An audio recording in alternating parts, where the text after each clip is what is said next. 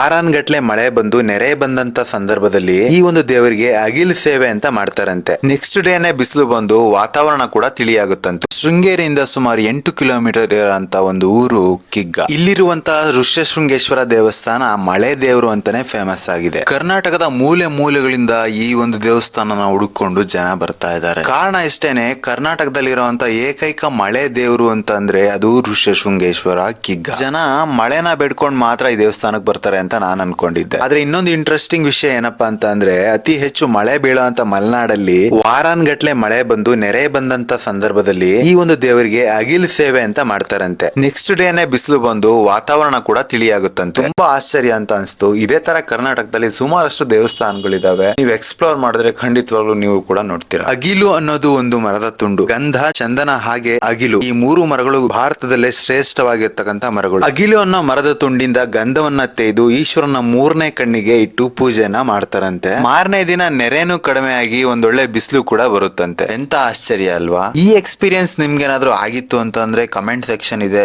ನಿಮ್ಮ ಉತ್ತರನ ನೀವು ತಿಳಿಸಬಹುದು. ನಮಸ್ಕಾರ, ಮುಂದಿನ ವಿಡಿಯೋದಲ್ಲಿ ಮತ್ತೆ ಸಿಗೋಣ.